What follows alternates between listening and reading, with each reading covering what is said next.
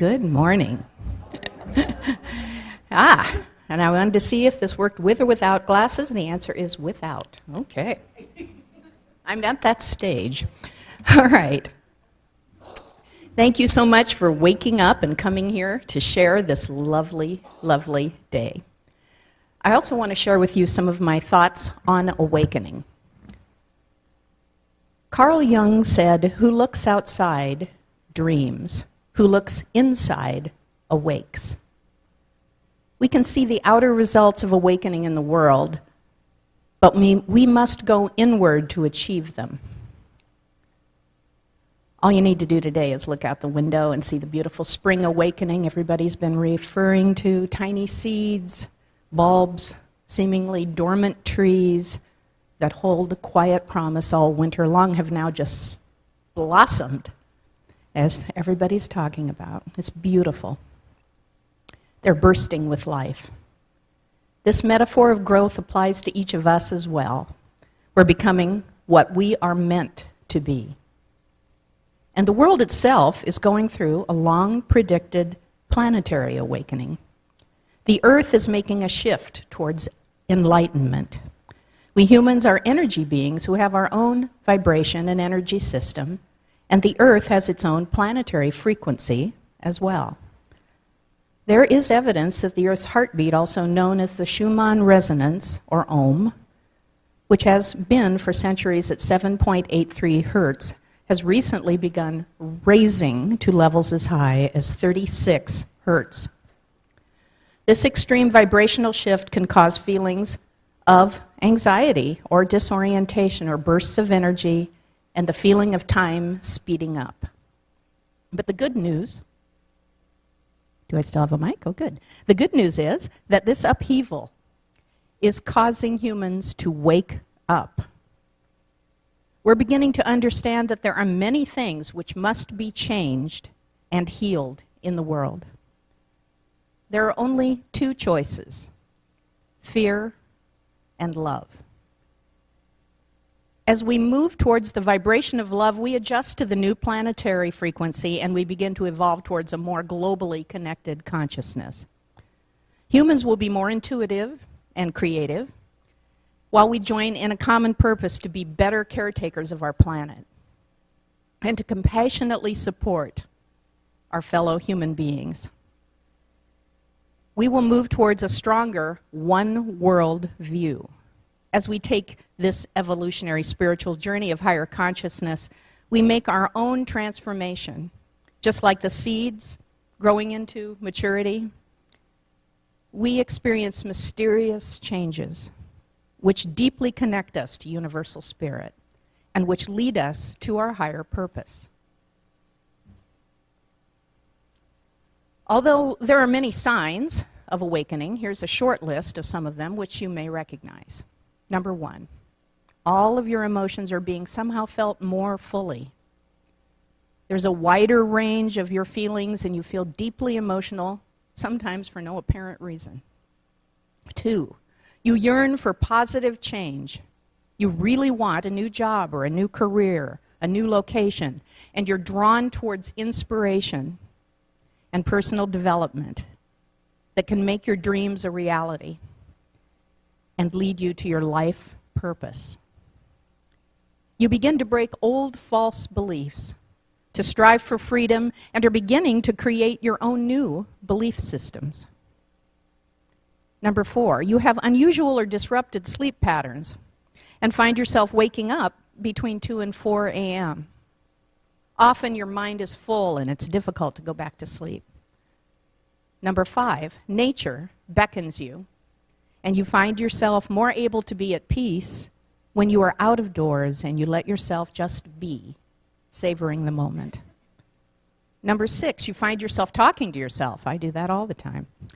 Caitlin will tell you. Or meditating, doing yoga, other energy practices, and praying more. You feel a need to journal or put your thoughts on paper, paint, or express your thoughts and feelings in some way. You want to express your truth.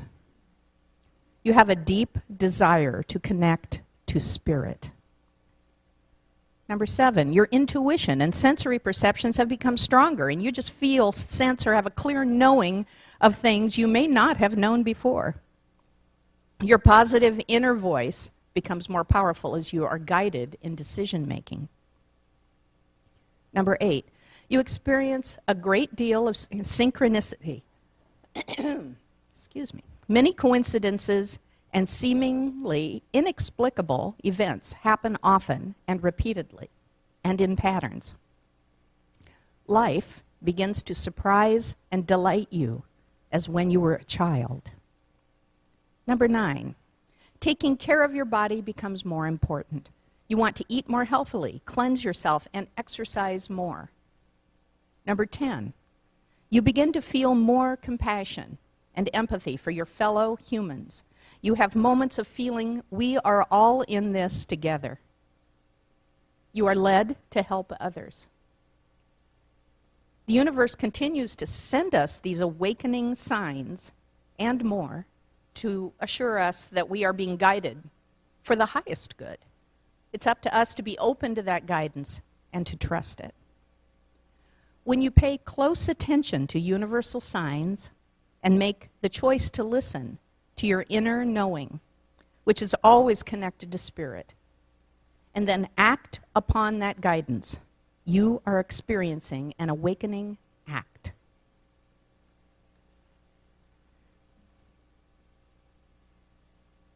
When I was a preteen, someone once told me everything is either an omen or an agreement. That sounded important. It took me years to finally begin to understand what it meant, at least to me. Spirit predicts events, sometimes warns us of dangers, and reaffirms and reassures us on our path, if we just take notice. Guidance can come in many forms. Messages can even be sent in the form of animals or birds. So here's a story. A few years ago, I was working at home on the film festival. I direct the Wild Rose Independent Film Festival. I was feeling pretty sorry for myself, a little overworked, and I was complaining to my husband about how people were not supporting the Wild Rose enough and admitting to my fear of taking stronger action and asking for more helpers and financial support. Incidentally, this will be important later, I was that day wearing this necklace our beloved daughter Caitlin had given me, which was made of carnelian agate. As I was working on the Wild Rose press release, I kept passionately smacking the tabletop the computer sat on, saying how hard life was for me. And my poor husband, who'd been listening patiently to me rant, suddenly looked out the window, pointed and said, "Look at that." I remember feeling a bit miffed. He wasn't really listening to me. But I turned around to look, and through the sliding glass door behind me, just inches away, I saw a fairly large bird, mottled brownish yellow with some black dot-like markings, a whiter belly, and with a red marking at the nape of its neck. It was repeatedly pecking with its long beak in the dirt. John said, "Have you ever seen this kind of bird here in Iowa before?" And I said, "I don't even know what it is." Although it looked a little like a woodpecker, it wasn't a typical one. That bird stayed there in the yard, rhythmically pecking away for so long that I had time to look it up on the computer. I found a picture of it on a spirit animal totem page that identified it as a yellow shafted flicker. It was a type of woodpecker and occasionally can be found in Iowa. Well, that's not so strange, but I read on. And it said that the flicker was associated with Native American tradition and with drumming. Wow. I just attended a Native American drumming ceremony the night before, and I remembered my drumming on the tabletop while I was complaining. Then the page said that the flower associated with the flicker is the wild rose. Whoa, yeah. And the mineral associated with the flicker totem is, you guessed it, the carnelian agate. The same as my necklace.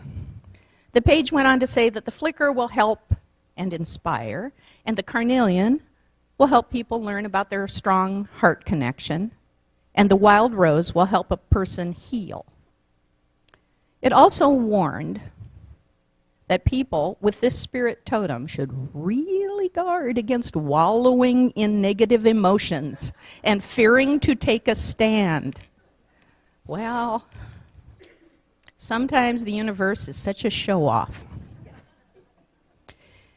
After I read the info out loud and in my shock burst out laughing, the flicker looked at me as if to say, "Now do you get it?" and flew away. We've only seen that bird on one other occasion. When weeks later, our daughter Caitlin was home for the weekend. We were in the kitchen. I was telling her about the flicker and the whole event. She looked out the sliding glass door to the yard to prove that I was a little, And she looked at the yard and saw, she said, "There it is." The flicker was in exactly the same place as before, as if to show that I hadn't completely lost it. After Caitlin saw it, it flew away, and we haven't seen it since. But I'm pretty sure if I start feeling too sorry for myself and start complaining again, it may show up. And, oh, by the way, we did get more help and funding for the wild rose. The universe is so intriguing. There are only two ways to live your life. One is as if nothing is a miracle. And the other is as if everything is. Albert Einstein said that. Over the past 30-some years, as many of you have, I've had a really circuitous path. I've not only been guided to continue my career in theater, film, acting, coaching, I've been led to study a variety of healing modalities and energy work, and now have a practice that's in tandem with my artistic ventures. I'm including energy work in my acting classes. I have a student here today. And I'm also working in private sessions with clients, using, among other modalities, Reiki, emotional freedom technique, or EFT, Qigong, shamanism, card readings, angel connections, and more. Because of all the wake-up calls to action that I am experiencing, I have named this business and the book I'm writing, Awakening Acts. The arts and energy are interconnected, for after all, each of us are artists co-creating our own life path with spirit. As we awaken to universal guidance, we move towards our highest potential. Awakening is not always easy. Sometimes growth can come in the midst of pain and sorrow. Here's a quote by Cynthia Ocelli. "For a seed to achieve its greatest expression, it must come completely undone.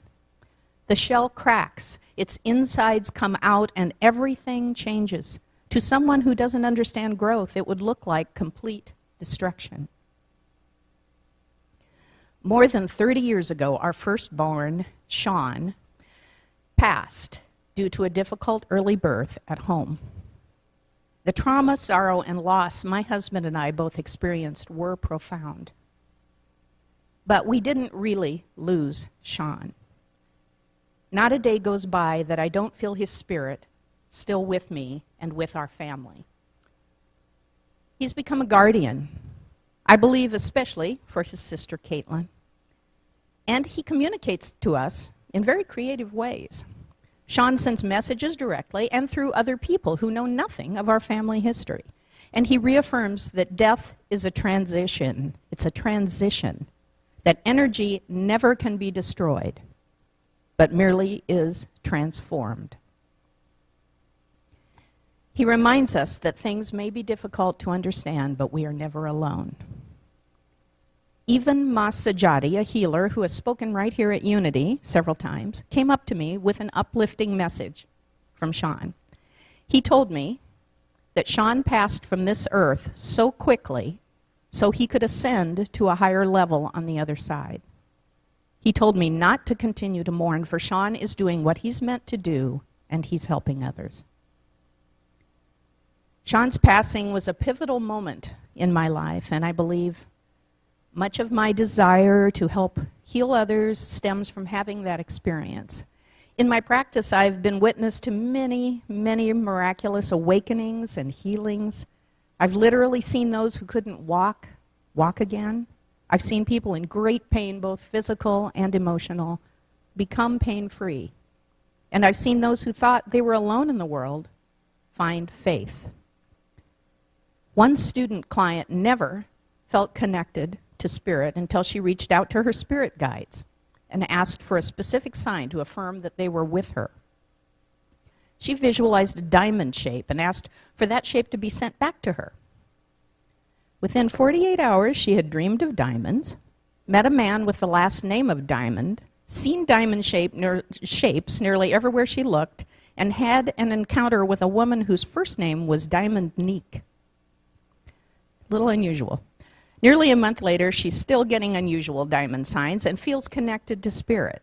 In fact, she just emailed me saying she received an email from someone who used the email of pink diamonds. One of the most recent signs I've been given is that I need to practice and share Qigong. Qigong means life force work. It's an ancient Chinese universal healing modality and energy practice.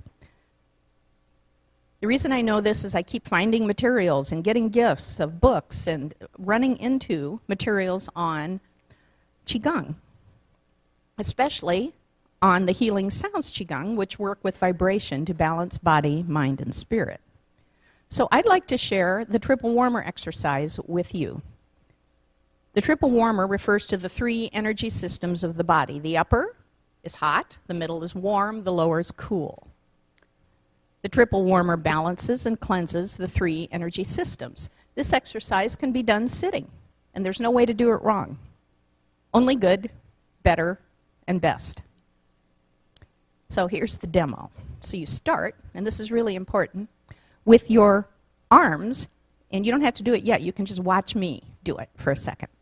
Here, your arms are in what I call hallelujah position, and you need to smile throughout your entire being, like they said in Eat, Pray, Love, smile with your liver.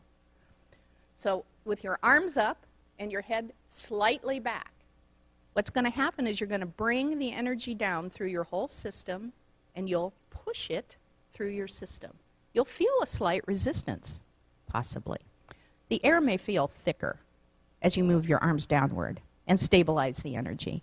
You may also feel a tingling or heat changes or get a little shaky. The healing sound that you make with this is he. We will do this one exercise 3 times. Each time we do it, we'll visualize lavender light in our mind coming down from the heavens. The first time will be voiced for the physical body. The second time will be whispered for the emotional body. The third time will be silently for the spiritual body. When you do the third silent version, do everything as if you're really making the sound, only just don't make it, so the energy can go within.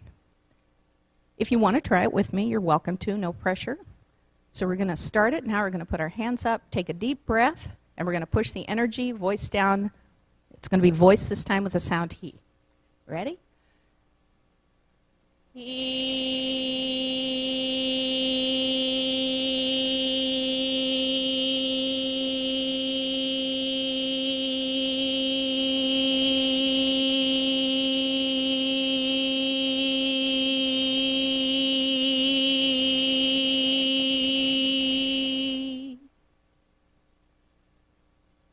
might feel a little tingle or something going on. This next time, we're going to whisper it. This will be for your emotional body. Ready?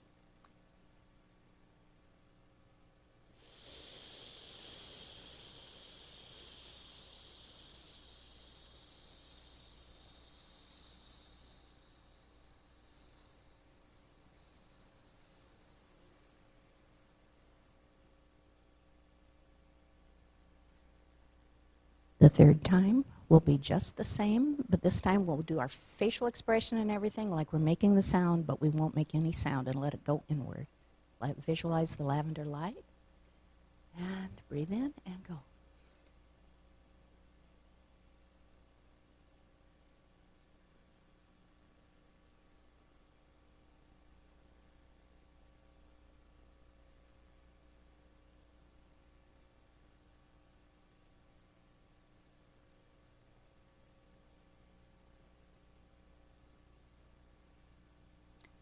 So I hope you feel a little renewed and more balanced from that.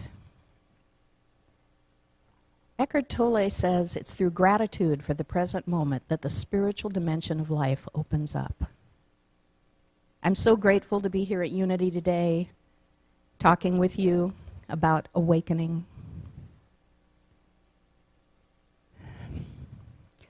Connecting to and collaborating with Spirit is endlessly inspiring. It's deeply rewarding, truly comforting, and it can be downright fun. It gives me a sense of peaceful security and that Christmas morning excitement to think of all the possibilities that await. If we're grateful for life's lessons, we grow. All that any of us needs to do is look within and then reach out to help from Spirit. Reach out to help from Spirit. Unlimited awakenings are there for us as we move towards the frequency of love. Thank you.